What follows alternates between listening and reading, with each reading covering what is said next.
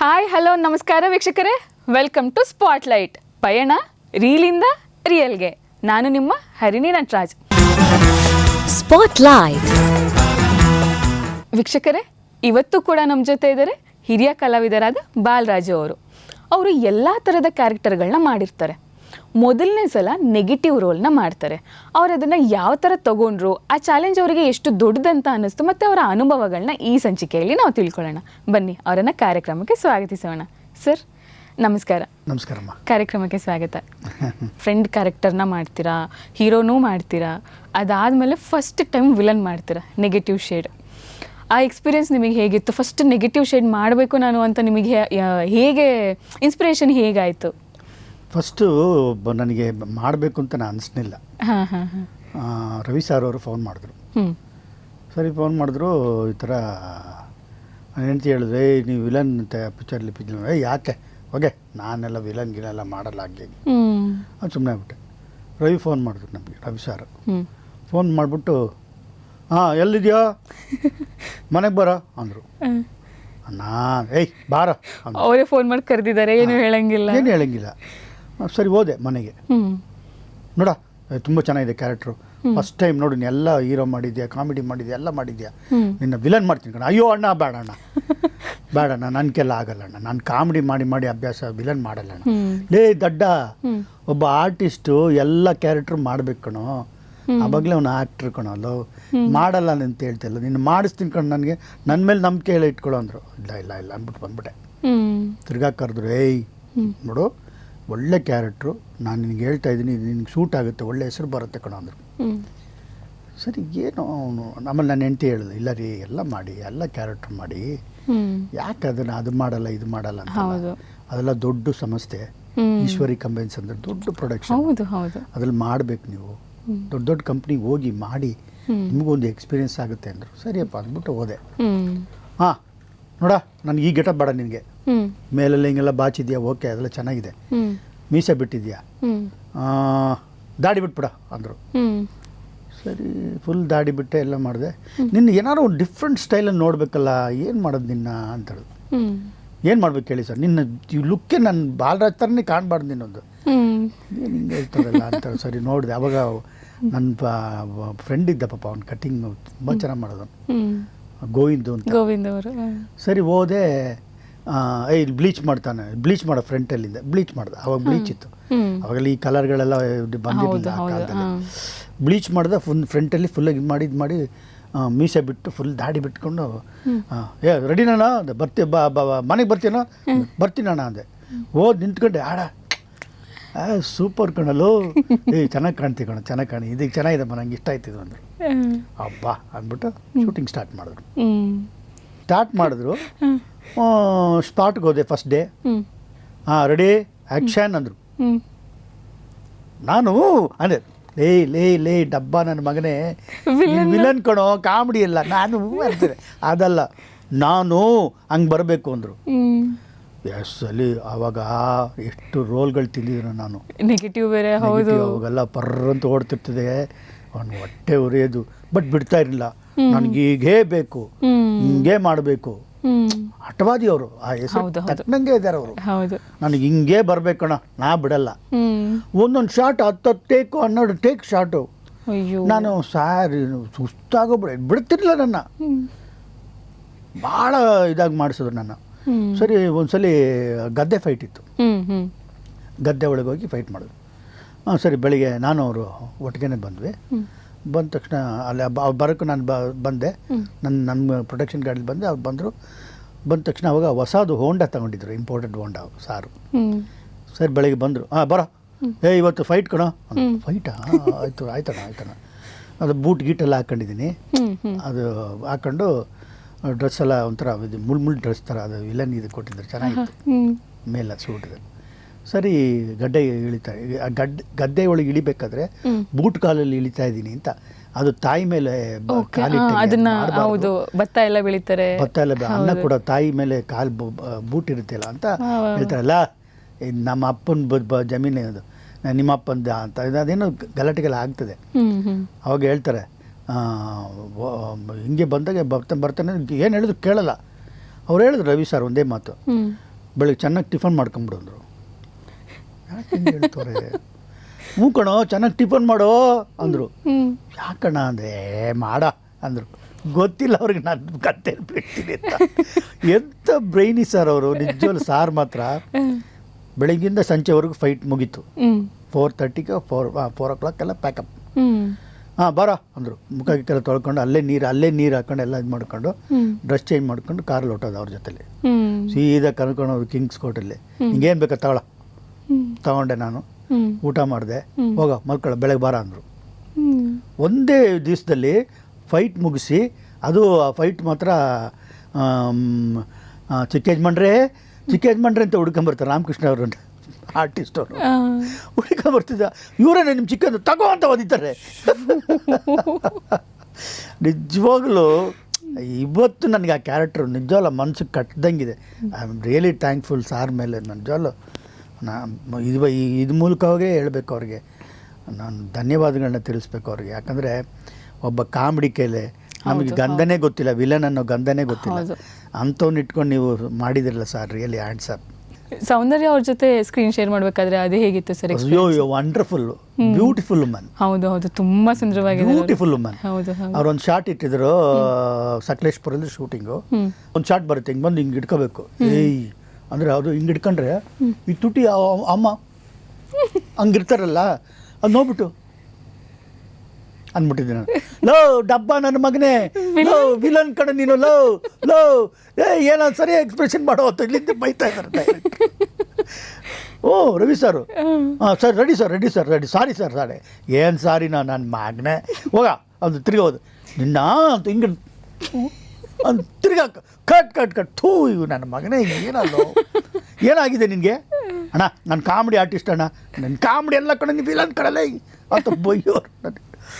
ಅಯ್ಯೋ ನನಗೆ ಯಾಕೆ ಕೇಳ್ತೀರ, ಆ ಸೀನ್ ಮುಗಿಯೋಷ್ಟರಲ್ಲಿ ಬೇವ್ತಾಗ್ಬಿಟ್ಟಿದ್ದೀನಿ.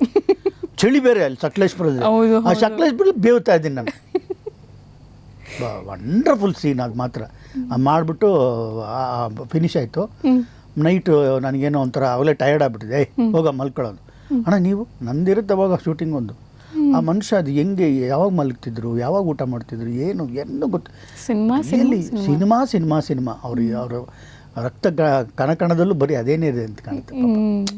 Wonderful man. ವರ್ಕಿಂಗ್ ಅವ್ರ ಜೊತೆ ವರ್ಕ್ ಮಾಡಿದ್ದು ನಂದು ಯಾವುದೋ ಜನ್ಮದ ಪುಣ್ಯ ಅಷ್ಟೇ ಅಂತ ಹೇಳ್ಬೋದು. ಮೇ ಬಿ ಶಂಕರ್ ನಾಗ್ ಅವ್ರನ್ನ ಬಿಟ್ಟರೆ ತುಂಬ ಎಕ್ಸ್ಪೆರಿಮೆಂಟಲ್ ಆಗಿ ಮಾಡ್ತಿದ್ದಿದ್ದು ಕರೆಕ್ಟ್ ಅವರೇ, ರವಿಚಂದ್ರನ್ ಅವರೇ. ಹೌದು ಅವ್ರು ಬಿಟ್ಟರೆ ಈಗ ಉಪೇಂದ್ರ ಸಾರು. ಹೌದು, ಜನರೇಷನ್ ಹಂಗೆ ಪಾಸ್ ಆಗ್ತಾ ಇದೆ. ಹೌದು. ಆ ಥರ.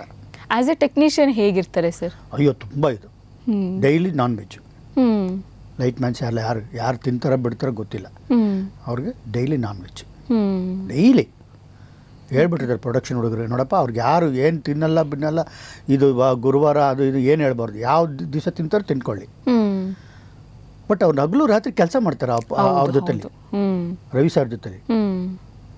ರವಿ ಸರ್ ಪಿಕ್ಚರ್ ಸ್ಟಾರ್ಟ್ ಆಯ್ತು ಅಂದರೆ ಮುಗೀತು, ಎಂಡಿಂಗ್ ಮಾತ್ರ ನೋಡ್ಬೇಕಷ್ಟೇ ನಾವು. ಗ್ಯಾಪ್ ಇಲ್ಲ. ಓಕೆ. ವಂಡರ್ಫುಲ್ ಮ್ಯಾನ್ ಅವರು. ಆಸ್ ಎ ಆರ್ಟಿಸ್ಟ್ ಅವರು ಆಫ್ ಕ್ಯಾಮ್ರಾ ನಾವು ನೋಡಿಲ್ಲ, ಆನ್ ಕ್ಯಾಮ್ರಾ ಅಷ್ಟೇ ನಾವು ನೋಡಿರೋದು. ಆಫ್ ಕ್ಯಾಮ್ರಾ ಹೇಗಿರ್ತಿದ್ರು ಅವರು? ಮಗು ಅವರು ನನ್ನ ತೊಡೆ ಮೇಲೆ ಮಲಗಿದ್ರು ಪಾಪ ಅವರು. ಯಾವುದೋ ಒಂದು ಸೀನ್ ಮುಗಿಸ್ಕೊಂಡು ಬಂದು ಅಷ್ಟು ಅಲ್ಲೂ ಥಿಂಕ್ ಮಾಡ್ತಿರ್ತಾರೆ, ಏನಾದರೂ ಯೋಚನೆ ಏನಾದರೂ ಒಂದು ಯೋಚನೆ ಮಾಡ್ತಿರ್ತಾರೆ. Will be thinking of film. ಈ ಶಾರ್ಟ್ ಇಟ್ನಲ್ಲ, ಈ ಶಾರ್ಟ್ಲಿ ಏನು ಮಾಡೋದು, ಇನ್ನೇನು ಚೆನ್ನಾಗಿ ಮಾಡ್ಬೋದು, ಇನ್ನೇನು ವೆರೈಟಿ ಕೊಡ್ಬೋದು ಅದರಲ್ಲಿ. ಅದ್ರ ಬಗ್ಗೆನೇ ಚಿಂತೆ ಅವ್ರಿಗೆ. ಅಂಥ ಮ್ಯಾನ್. ಅಯ್ಯೋ ಆ ಥರ ನಾನು ವ್ಯಕ್ತಿ ನೋಡೇ ಇಲ್ಲ ನಾನು. ಅಷ್ಟು ಆ ಚಿಂತನೆ ನೆಕ್ಸ್ಟ್ ಏನು ಶಾರ್ಟ್ ಯಾವ ಥರ ಇಂಪ್ರೂವೈಸ್ ಮಾಡ್ಬೋದು, ಇದೇನು ಮಾಡ್ಬೋದು. ನೀವು ನಂಬ್ತಿರಲ್ಲ, ನಾವು ಒಂದು ಸಂತೆ ಸೀನ್ ಹಾಕಿದ್ವಿ ಸಕಲೇಶ್ಪುರದಲ್ಲಿ. ಎಲ್ಲ ಆಯಿತು. ಅದೇ ಟಗರು ಬಿಡೋದು, ಇದು ಪಂದ್ಯ ಬಿಡೋದೆಲ್ಲ ಆಯಿತು, ಎಲ್ಲ ಮುಗೀತು. ಬಂದೆ ಒಂದು ದಿವಸ ತಿರ್ಗ ಫೋನ್ ಮಾಡಿದ್ರು. ಲೋ ಪ್ಯಾಲೇಸಲ್ಲಿ ಮತ್ತೆ ಶೆಟ್ ಹಾಕ್ತಿದ್ದೀನಿ ಕಣ, ನೀನು ರೆಡಿ ಆಗ್ಬಿಡೋದು. ಅಣ್ಣ ಸಕಲೇಶ್ಪುರ ಮಾಡಿದ್ದು ನನಗೆ ಇಷ್ಟ ಆಗಲಿಲ್ಲ ಕಣ, ಅದನ್ನೆಲ್ಲ ಪೂರ್ತಿ ಇಲ್ಲ ರೀಶೂಟ್ ಮಾಡ್ತಾಯಿದ್ದೀನಿ. ಅಣ್ಣ ಏನಣ್ಣ ಹಿಂಗಂತೀಯ? ಹೌದು ಕಣ, ರೀಶೂಟ್ ಮಾಡ್ತಾಯಿದ್ದೀನಿ ಕಣ ಅಂದರು. ಆಯ್ತಣ್ಣ ಫುಲ್ ಸಂತೆ ಸೀನು ರೀಶೂಟ್ ಮಾಡ್ತೀನಿ ಬೆಂಗಳೂರಲ್ಲಿ ಪ್ಯಾಲೇಸಲ್ಲಿ. ಓಕೆ. ಪ್ಯಾಲೇಸ್ ಒಳಗೆ ಸೆಟ್ ಹಾಕಿ ತಿರ್ಗಾ ಉಮಾಶ್ರೀ ಅಮ್ಮವರು, ನಾನು ಎಲ್ಲ ಇದರಲ್ಲಿ ಮುಖ್ಯಮಂತ್ರಿ ಮತ್ತೆ ಸೆಟಪ್ ಎಲ್ಲ ಮಾಡಿ. ರವಿಚಂದ್ರನ್ ಅವರ ಫಿಲಮ್ಗಳು ಅಂತಂದರೆ ಸಾಂಗ್ಸ್ ಅವ್ರು ಶೂಟ್ ಮಾಡೋ ವೇ ಆಗ್ಬೋದು ಅಥವಾ ಸಾಂಗ್ಗಳು ಮ್ಯೂಸಿಕ್ ಆಗ್ಬೋದು ಲಿರಿಕ್ಸ್ ಆಗ್ಬೋದು ಎಕ್ಸ್ಟ್ರಾರ್ನರಿ ಆಗಿರುತ್ತೆ. ಅದ್ರ ಬಗ್ಗೆ ನಿಮ್ಮ ಅಭಿಪ್ರಾಯ? ಅದು ಬೊಂಬೆ ಸಾಂಗ್ ಎಲ್ಲ ಬಂಗಾರದ ಗೊಂಬೆ ಆ ಸಾಂಗ್ಗೆ ನನಗೆ ಹೋಗಿದ್ದೆ ನೋಡೋಕ್ಕೆ. ಅದರಲ್ಲಿ ಅಮ್ಮನಿಗೆ ಡ್ರೆಸ್ ಮಾಡಿಸಿದ್ರು. ಅಯ್ಯೋ ಬೊಂಬೆನೇ ಅದು. ಹೌದು ಹೌದು, ಬೊಂಬೆನೇ. ಅವ್ರು ಇದ್ದಿದ್ದಕ್ಕೂ ಆ ಡ್ರೆಸ್ಸಿಗೂ ಆ ಸಾಂಗಿಗೂ ಹೋಗಿದ್ದೆ ಅಷ್ಟೇ. ಸಾಂಗ್ ಫಿನಿಶ್ ಆದ್ರೆ ಅದ್ರ ಮೇಲೆ ಹೋಗಲಿಲ್ಲ. ಬಟ್ ಎಲ್ಲರೂ ಇದ್ರೆ ಆಮೇಲೆ ಇದು ಅಷ್ಟೇ ಏಕಾಂಗಿ ಸೆಟ್ ಆಗ್ದಾಗ ನಾನು ಹೋಗಿದ್ದೆ. ಏನಕ್ಕೆ ಹೋದಂದ್ರೆ ಏನು ಈ ಮನುಷ್ಯ ಏನು ಮಾಡ್ತಾರೆ ನೋಡೋಣ ಅಂತ. ಸೆಟ್ ಹಾಕಿದ್ರು ಆಗಿನ ಕಾಲಕ್ಕೆ ಅವರು 1 crore ಸೆಟ್ಟಿಗೆ, ಫುಲ್ ಸೆಟ್ ಕಂಟಿನ್ಯೂವಲ್ಲಿ. ಹೌದು, ಅಯ್ಯೋ ನನಗೆ ಖುಷಿ ಆಗ್ಬಿಟ್ಟೆ. ಇಂಥ ರಿಯಲಿ ಗ್ರೇಟ್ ಅಂತ ನನಗೆ ಅದು ನೋಡ್ಬಿಟ್ಟು. ಅವರಿಗೆ ಮನೆ ಒಳಗಡೆನೆ ಬೈಕ್ಗಳೆಲ್ಲ ಓಡಾಡಬೇಕು ಆ ಥರ ಸೆಟ್ ಆಗ್ತಾರೆ, ಆ ಥರ ಹಾಕ್ಸಿದ್ರು. ಅಂಥ ಹಠವಾದಿ, ಅಂಥ ನಾಲೆಜಬಲ್ ಪರ್ಸನ್ನು ಬಿಡಿ. ಅವ್ರ ಲೈಫ್ ಪೂರ್ತಿ ಬರೀ ಫಿಲಮ್. ಹೌದು ಹೌದು ಹೌದು. ಇದು ಬಿಟ್ಟು ಇನ್ನೇನೂ ಇಲ್ಲ. ಅವ್ರು ಹೇಳಿದ್ರು ನಾನು ಏನೂ ತಗೊಂಡೋಗಿಲ್ಲ ಕಣ, ಎಲ್ಲ ಇಲ್ಲೇ ಹಾಕಿದ್ದೀನಿ, ಇದು ಚಿತ್ರರಂಗಕ್ಕೆ ಹಾಕಿರೋದು. ನನ್ನ ಮನೆ ಇಲ್ಲಿಂದ ದುಡ್ಡು ತಗೊಂಡು ಪ್ರಾಫಿಟ್ ಮಾಡಿ ಮನೆ ಇಲ್ಲ ತಗೊಂಡೋಗಿಲ್ಲಪ್ಪ. ಸಿನಿಮಾ ಅಷ್ಟೇ, 3 ಹೊತ್ತು ಸಿನಿಮಾ. ಅಯ್ಯೋ, ಮತ್ತೆ ಎಲ್ಲಾದ್ರಲ್ಲೂ ಇದ್ದಾರೆ ಅವರು. ಸಂಗೀತದಲ್ಲಿ ಇದ್ದಾರೆ, ಟೆಕ್ನಿಕಲು, ಎಲ್ಲಾದ್ರಲ್ಲೂ ಗೆದ್ದು ಬಂದ್ರು. ಹೌದು ಹೌದು, ಎಲ್ಲಾದ್ರಲ್ಲೂ ಗೆದ್ದು ಬಂದರು. ಮತ್ತೆ ಇನ್ನೂ ಒಂದು ಟಾಕ್ ಇದೆಯಲ್ಲ ಸರ್, ಹೆಣ್ಮಕ್ಳನ್ನ ಅವರು ತೋರ್ಸೋ ರೀತಿಯಲ್ಲಿ ಯಾರು ತೋರ್ಸಕ್ಕಾಗಲ್ಲ, ಟಿಲ್ ಡೇಟ್ ಯಾರು ತೋರ್ಸಕ್ಕಾಗಲ್ಲ. ಹೌದು ಹೌದು. ಮತ್ತೆ ಎಷ್ಟು ಜನ ಹೀರೋಯಿನ್ಸ್ಗಳನ್ನ ಇಂಡಸ್ಟ್ರಿ ಕರ್ಕೊಂಬಂದ್ರು ಅವರು ಎಲ್ಲ. ಇವರಾಗ್ಬೋದು, ಖುಷ್ಬು ಅವರಾಗ್ಬೋದು, ಜೂಲಿ ಆಗ್ಬೋದು, ಅವರೆಲ್ಲರನ್ನೂ ಕರ್ಕೊಂಬಂದಿದ್ದವರೇನೆ. ಬಟ್ ಅಂದರೆ ಅವರ ಕತೆಗಳಾಗ್ಬೋದು, ಅವರ ಡೈರೆಕ್ಷನ್ ವೇ ಆಗ್ಬೋದು, ಎಲ್ಲದನ್ನೂ ಎಕ್ಸ್ಟ್ರಾರ್ನರಿ ಆಗಿತ್ತು. ಅದ್ರ ಜೊತೆಗೆ ನೀವು ಅವ್ರ ಜೊತೆ ವರ್ಕ್ ಮಾಡಿದ್ದೀರಲ್ಲ, ಭಾಗ್ಯ ಅದು. ಹೌದು, ನಿಜವಾಗ್ಲೂ ಅದನ್ನು ಹೃತ್ಪೂರ್ವಕವಾಗಿ ಸ್ವೀಕರಿಸ್ತೀನಿ. ಅವರ ಒಂದು ನಾನು ಬೈದಿರ್ಬೋದು, ಏನೇ ಮಾಡಿರ್ಬೋದು, ಬಟ್ ಆ ಬೈದ ನನಗೆ ಆಶೀರ್ವಾದ ಅದು. ಹೌದು, ನಾನು ಎಲ್ಲಂದ್ರೆ ಕಡೆಯಕ್ಕೆ ಆಗ್ತಿರ್ಲಿಲ್ಲ. ಆ ಮಟ್ಟಕ್ಕೆ ಅವ್ರು ಫಸ್ಟ್ ಎಲ್ಲ ಆಯಿತು. ಅದಾದಮೇಲೆ ಫಸ್ಟ್ ಇದು ಶೋ ಕೊಟ್ಟರು, ಕಾವೇರಿ ಥಿಯೇಟ್ರಲ್ಲಿ ಶೋ ಹಾಕಿದ್ರು. ನಾನು ಹೋದೆ, ಶೋಗೆ ಹೋಗ್ಬಿಟ್ಟು ಎಲ್ಲ ಆಯಿತು. ಪಿಕ್ಚರು ಎಲ್ಲ ಮುಗೀತು. ಆಚೆ ಬಂದು ಹಿಂಗೆ ನಿಂತಿದ್ದೆ ಸುಮ್ಮನೆ. ಆಚೆ ಬಂದರು ಸಾರು, ಏನಾ ಅಂದರು. ಅಯ್ಯೋ ಸೂಪರ್ ಅಣ್ಣ ಅಂದದು, ಏನು ಮಾತಾಡಿಲ್ಲ. ಸೂಪರ್ ಅಣ್ಣ ಅಂದ. ಎಲ್ಲವೂ ಆಚೆ ಬಂದವರಲ್ಲ, ಸಾರ್ ಏನು sir, super sir, super sir, super sir. ಹೌದು, ನಿಮ್ಮನ್ನ ಇನ್ನೊಂದು ಆ್ಯಂಗಲಲ್ಲಿ ನೋಡಿದ್ರು ಜನ ಅವಾಗ.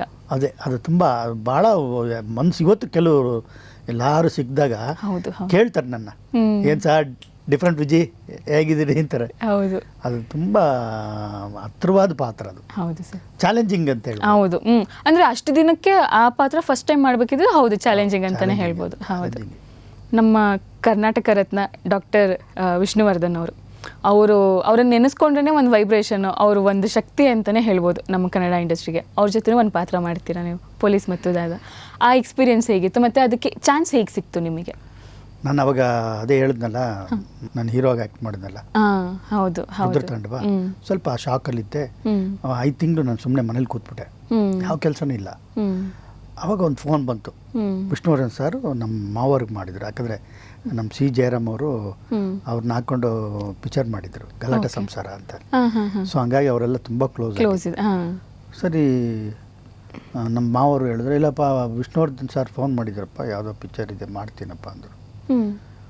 ಆಮೇಲೆ ಇಲ್ಲ, ಫೋನ್ ಬಂತು. ತಿರ್ಗಾ ಫೋನ್ ಬಂದಮೇಲೆ ನೀನೇ ಮಾತಾಡಪ್ಪ, ಫೋನ್ ಬಂದು ನೋಡಂತ. Hi my boy, how are you ಅಂದರು. ಸರ್ ಚೆನ್ನಾಗಿ sir. Don't get depressed man, it happens, don't worry. ನಾನೊಂದು ಪಿಕ್ಚರ್ ಮಾಡ್ತಾ ಇದ್ದೀನಿ, ಪೊಲೀಸ್ ಮತ್ತು ದಾದಾ, ಒಳ್ಳೆ ಕ್ಯಾರೆಕ್ಟರು, ರಾಕ್ ಮ್ಯಾನ್ ಅಂದರು. ಸರ್ ಇಲ್ಲ ಇಲ್ಲ, ಡೋಂಟ್ ಹೆಸಿಟೇಟ್, ತುಂಬ ಚೆನ್ನಾಗಿದೆ, ಬಾ ಅಂದರು. ಸರಿ ಹೋದೆ. ನನಗೆ ಸ್ವಲ್ಪ ನರ್ವಸ್ಸು, ದೊಡ್ಡ ಆ್ಯಕ್ಟ್ರು ಅವ್ರ ಮುಂದೆ ನನಗೆ. ಸರ್ ಅದು ಹಿಂಗೆ ಫಸ್ಟ್ ಜನ, ಕೂಲ್ ಬಾಯ್ ಕಮಾನ್, ಎಂತ ಚೆನ್ನಾಗಿ ಆ್ಯಕ್ಟ್ ಮಾಡಿದ್ಯಾ ನೀನು ರುದ್ರತಾಂಡವಲ್ಲಿ, ಏನಕ್ಕೆಲ್ಲ ದೊಡ್ಡ ಕಮಾನ್ ಜೋಶ್ ಯಾರಾದರು. ಅಲ್ಲಿಗೆ ನಾನು ಸರಿ ಹೋದೆ. ಅವ್ರ ಜೊತೆಲಿ ಒಂದು ಕ್ಯಾರೆಕ್ಟರ್ ಮಾಡಿದ್ದು ಅದು ತುಂಬ ದೊಡ್ಡ ಒಂದು. ನನಗೂ ಭವ್ಯಶ್ರೀ ರೈ ಅಂತ ಒಂದು ಅವಳು ಆ್ಯಕ್ಟ್ರ್ ಇದ್ದ, ಭವ್ಯಶ್ರೀ ರೈಗೆ ನನಗೂ ಅವ್ರಿಗೂ ಒಂದು ಸಾಂಗ್ ಇತ್ತು. ಅದರಲ್ಲಿ ಸಾರು ಇದ್ದಾರೆ, ವಿಷ್ಣುವರ್ಧನ್ ಸಾರ್ ಕೂಡ. ಒಂದು 2-3 ಸ್ಟೆಪ್ ಈಗಿಲ್ಲ. ಅವ್ರು ನೋಡಿ ಸೂಪರ್ ಕೊಡೋ, ಸೂಪರ್ ಸೂಪರ್. ಅಂದರೆ ಪಕ್ಕದಲ್ಲಿ ಭಾರತೀಯಮ್ಮವ್ರಿಗೆ ಹೇಳ್ತಾರೆ, ನೋಡಿ ಭಾರತೀಯವ್ರೆ ಹೆಂಗೆ ಮಾಡ್ತಾರೆ ನಮ್ಮ ಹುಡುಗ, ಅನ್ನತ್ತೆ. ಅವ್ರದ್ದೇ ಪ್ರೊಡಕ್ಷನ್ ಅದು, ಅವ್ರದ್ದೇ ಅವ್ರದ್ದೇ production, ಪ್ರೊಡಕ್ಷನ್. ಸಾರ್ದೇ ಹೌದು, production. ಹಾ ಹೌದು. ಸರ್ ನಮ್ಮನ್ನೆಲ್ಲ ಬಾಂಬೆ ಕರ್ಕೊಂಡೋದ್ರು. ಹ್ಮ್ ಬಾಂಬೆಯಲ್ಲಿ ಒಳ್ಳೆ ಹೋಟ್ಲ್ ಎಲ್ಲ ಕೊಟ್ಟು ಎಲ್ಲ ಇದು ಮಾಡಿದ್ರು. ಅವತ್ತೊಂದು ದಿವಸ ಸುರೇಶ್ ಒಬ್ರಾಯಿ ಅವರು ಪಾರ್ಟಿ ಇಟ್ಟಿದ್ರು ಅವ್ರ ಮನೇಲಿ. ಹ್ಮ್ ಸರ್ ಎಲ್ಲರಿಗೂ ಹೇಳ್ತಾ ಇದ್ರು. ನಾನು ಅವತ್ತು ಸೆಟ್ಟಲ್ಲಿದ್ದೆ ಬಾಂಬೆಲಿ, ಅಲ್ಲೊಂದು ಇದರಲ್ಲಿ ಇದಿತ್ತು ಒಂದು ಸೀನು. ಬಂದರೆ ಎಲ್ಲರಿಗೂ ಇನ್ವೈಟ್ ಮಾಡ್ತಾಯಿದ್ದೆ. ನನ್ನ ಏ Balaraj, tomorrow party man, my house, please come man ಅಂದರು. Okay sir, I be by 7. No 9 o'clock. 9 o'clock, sir? Why, sir? Here, Bombay style, man. We start party after 9 ಅಂದರು. ಮೋಸ್ಟ್ಲಿ ಇವರು ಬೆಳಗಿನ ಜಾವ ಗುಡುಗಿಸ್ತಾರೆ ಅಂತ ಗೊತ್ತಾಯ್ತು ನನಗೆ. ಆಯ್ತು sir, okay sir everybody is coming, don't worry, okay they'll pick up you. Okay ಆಯ್ತು. ಹೋದ್ರೆ ಟಾಪ್ ಫ್ಲೋರ್ ಎಲ್ಲ ಅರೇಂಜ್ ಮಾಡಿದ್ರು ಪಾರ್ಟಿಗೆ. ಫ್ಯಾಂಟಾಸ್ಟಿಕ್ ಪಾರ್ಟಿ ಅರೇಂಜ್ ಮಾಡಿದ್ರು. ಎಲ್ಲ ಇದಾಯಿತು. ನಾವು ಎಲ್ಲ ಊಟ ಮಾಡಿ ಮಿಕ್ಕಿದಾರೆಲ್ಲ ಅವರು ಆರಾಮಾಗಿ ಗುಂಡು ಹಾಕಿದ್ರು. ನಾನು ಏನಿಲ್ಲ, ಒಂದೇ ಒಂದು ಬಿಯರ್ ತಗೊಂಡು ಸುಮ್ಮನೆ ಆಗ್ಬಿಟ್ಟೆ. ನಂಗೆ ಗೊತ್ತಿತ್ತು ಇದು ಎಳಿತಿದ್ದೆ ಪಾರ್ಟಿದ್ದು. ನಾನು ಚೆನ್ನಾಗಿ ಊಟ ಮಾಡೋನು, ಚೆನ್ನಾಗಿ ಒಂದು ಬಿಯರ್ ಹೊಡೆದೆ, ಅದನ್ನು ಚೆನ್ನಾಗಿ ಊಟ ಮಾಡಿದೆ. ಊಟ ಮಾಡು ಸುಮ್ಮನೆ ಆಗ್ಬಿಟ್ಟು ಮಿಕ್ಕಿದಾರೆಲ್ಲ ಟೈಟು. ಬೆಳಗಿನ ಜಾವ 2:30 ಪಾರ್ಟಿ ಮುಗಿದಾಗ 2:30 3 o'clock ಅರ್ಲಿ ಮಾರ್ನಿಂಗ್.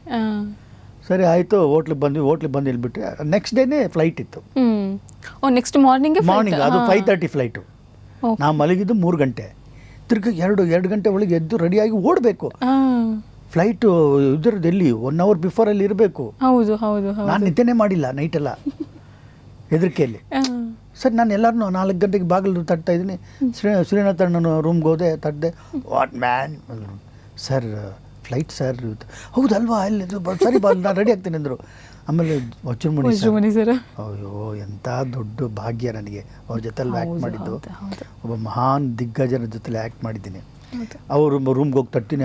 ಅಣ್ಣ ನಾನು ಅಣ್ಣನ ಬಿಡ್ಬೇಕಾರೆ ಹೇಳ್ದೆ, ಅಣ್ಣ ನೀವು ಲಾಕ್ ಮಾಡಬೇಡಿ ಅಣ್ಣ, ಹಾಗೆ ಬಿಟ್ಬಿಡಿ, ನಾನು ಲಾಕ್ ಹಾಕೊಂಡು ಹೋಗ್ತೀನಿ, ಬಂದು ತೆಬ್ಬರಿಸ್ತೀನಿ ಅಂತ ಹೇಳಿ. ಏಯ್ ಹೋಗ, ನನ್ಗೆ ಗೊತ್ತಿದ್ದಳಕ್ಕೆ ಅಂದರು. ಯಪ್ಪ ಸರಿ ಅಂದ್ಬಿಟ್ಟು ಬಂದ್ಬಿಟ್ಟಿದ್ದೀನಿ. ತೆಗಿತಾ ಇಲ್ಲ. ಬೆಳ್ಳೋಡ್ತೀನಿ ಎಂತಲ್ಲ, ಏನಂತಾನೆ ಗೊತ್ತಿಲ್ಲ. ಸರಿ ಕೆಳಗೆ ಓಡಿದೆ, ಲಿಫ್ಟಲ್ಲಿ ಇಳಿದು ಹೋಗಿ, ಸರ್ ಈ ಥರ ಹಿಂಗೆ ಆಗ್ಬಿಟ್ಟಿದೆ, ಫ್ಲೈಟು 5:30 ಎಲ್ಲ ಅಲ್ಲಿ ಇರಬೇಕು ಸರ್, ಪ್ಲೀಸ್ ಸರ್ ಒಂಚೂರು ಬೇರೆ ಡೂಪ್ಲಿಕೇಟ್ಗೆ ತರಿಸಿ ಸರ್ ಅಂತ ಹೇಳಿ ಎಬ್ಬರಿಸ್ಬೇಕು ಅಂತ. ನಾನು ಬಂದು ತಿರ್ಗಾ ಎಬ್ಬರಿಸ್ತೀನಿ. ತೆಗೆದ್ರೆ ಮಲಗಿಬಿಟ್ಟಿದ್ದಾರೆ ಚೆನ್ನಾಗಿ. ಅಣ್ಣ ಅಣ್ಣ ಅಣ್ಣ ಏನಾ ಅಣ್ಣ, ಫ್ಲೈಟ್ ಅಣ್ಣ 5:30 ಇರೋದು. ಹೌದಲ್ಲ, ಎಬ್ಬರಿಸ್ಬೇಕು ತಾನೆ ಆವಾಗಲೇ. ಅಣ್ಣ ಆಯ್ತಣ್ಣ, ಎಬ್ಬರಿಸಿದೆ ಆವಾಗಲೇ, ಎಬ್ಬರಿಸಿ ಮಲಗಿಬಿಟ್ಟಿದ್ರೆ ಅಣ್ಣ ಅಂತ ಬಂದು ಎಬ್ಬರಿಸ್ದೆ. ಎಲ್ಲ ಆಯಿತು, ಇದ್ದು ರೆಡಿ ಮಾಡು. ಹೇಳೋಣ ಸ್ನಾನ ಅಣ್ಣ. ನಡಿಯೋ, ಯಾವ ಸ್ನಾನ ಅಲ್ಲಿ ಮಾಡ್ಕೊತೀನಿ ನಡಿಯೋದು. ಹೊರಟ್ಬಿಟ್ವಿ. ಎಲ್ಲ ಬಂದು ಫ್ಲೈಟಿಗೆ ಬಂದು ಕೂತ್ಕೊಂಬಿಟ್ಟು ಒಳಗಡೆ. ಅಣ್ಣ ಅಂತ ತಿರುಗ್ತೀವಿ, ಆಗಲೇ ಹೋಗ್ಬಿಟ್ಟಿದ್ರು. ಸುಮ್ಮನೆ ಆಗ್ಬಿಟ್ಟಿದ್ರು. ಆಮೇಲೆ ಬೆಲ್ಟ್ ಹಾಕಿ ನಾನು ಬಿಟ್ಬಿಟ್ಬಿಟ್ಟು ಅಪ್ಪಾಡಿಗೆ ಬೆಂಗಳೂರು ಬರೋಗಂಟೆ ಆರಾಮಾಗಿ ಮಲಗಿದ್ರು. ಅದೊಂದು ದೊಡ್ಡ ಇನ್ಸಿಡೆನ್ಸ್. ಏನಂದ್ರೆ ಫ್ಲೈಟ್ ಮಿಸ್ ಆಗಿದ್ರೆ ನೆಕ್ಸ್ಟ್ ಡೇ ತಿರ್ಗಿ ಫುಲ್ ಡೇ ಕಾಯ್ಬೇಕು. ಹೌದು, ಟಿಕೆಟ್ ವೇಸ್ಟ್ ಆಗ್ಬಿಡುತ್ತಲ್ಲ ಪಾಪ. ಆಗಿನ ಕಾಲದಲ್ಲಿ ಅದೆಲ್ಲ ವ್ಯಾಲ್ಯೂಬಲ್ ಅಲ್ಲ, ಪ್ರೊಡ್ಯೂಸರ್ ನೋಡಿಸ್ಬೇಕು. ಆ ಥರ ಒಂದು ಇನ್ಸಿಡೆಂಟ್ ಚೆನ್ನಾಗಿತ್ತು. ಎಲ್ಲ ಮುಗಿಸ್ಕೊಂಡು ವಿ ಕೇಮ್ ಬ್ಯಾಕ್. ಪಾಪ ಸಾರ್ಗೆ ಅದೊಂದು ಪಿಕ್ಚರ್ ಸಕ್ಸಸ್ ಆಗಬೇಕಾಗಿತ್ತು. ಹೌದು. ಪೊಲೀಸ್ ಮತ್ತು ದಾದಾ ಸಿನಿಮಾ ಬಗ್ಗೆ ಮಾತಾಡ್ತಾ ಇದ್ವಿ ಸರ್. ವಿಷ್ಣುವರ್ಧನ್ ಅವ್ರ ಬಗ್ಗೆ ಹೇಳಿ ಸರ್. Very kind man. ಅವ್ರಿಗೆ ಯಾವ ಇದನ್ನು ಇಲ್ಲ, ಕೆಟ್ಟ ಬುದ್ಧಿ, ಈ ಥರ ಹಂಗೆ ಮಾಡ್ಬೇಕು, ಇದು ಮಾಡಿಸ್ಬೇಕು, ಹಿಂಗೆ ಮಾಡಿ ಯಾವುದಿಲ್ಲ. ಒಂಥರ ನಿರ್ಮಲವಾದ ಮನಸ್ಸು, ಹ್ಯಾಪಿ ಮ್ಯಾನ್. ಊಟ ಮಾಡ್ಬೇಕಾದ್ರೆ ಎಲ್ಲ ಜೊತೇಲಿ ಕೊಡಬೇಕು, ನಾನು ಸಪ್ರೇಟಾಗಿ ಕೂತ್ಕೊಂಡು ಊಟ ಮಾಡೋದು, ಅವೆಲ್ಲ ಭೇದ ಭಾವ ಇಲ್ಲವೇ ಇಲ್ಲ. ನಾವು ಶೂಟಿಂಗಲ್ಲಿ ಇದ್ದಾಗಲೂ ಅಷ್ಟೇ, ಯಾವಾಗಲೂ ಏಯ್ ಕಮ್ಮಿಯ ಬಾಲ್ ಬೈ ಕಮಾನ್ ಮ್ಯಾನ್ ಅನ್ನೋರು. ಬಂದು ಕೂತ್ಕೊಂಡು ಅಲ್ಲೇ ಊಟ ಮಾಡ್ಕೊಂಡು ಅವ್ರ ಜೊತೆಲೇ ಇದ್ದು. ನಾನ್ ವೆಜ್ ಪ್ರಿಯರು ಅವರು. ನಾನ್ ವೆಜ್, ಚಿಕನ್ ಅಂದ್ರೆ ಭಾರಿ ಆಸೆ ಅವ್ರಿಗೆ. ಆರ್ಟಿಸ್ಟ್ ಆಗಿ ವಿಷ್ಣುವರ್ಧನ್ ಅವರು ಹೇಗೆ, ಪ್ರೊಡ್ಯೂಸರ್ ಆಗಿ ವಿಷ್ಣುವರ್ಧನ್ ಅವರು ಹೇಗೆ? ಎರಡು ಒಂದೇ, ವ್ಯತ್ಯಾಸವೇ ಇಲ್ಲ. ಹೌದಾ? ಓಕೆ. Both are same.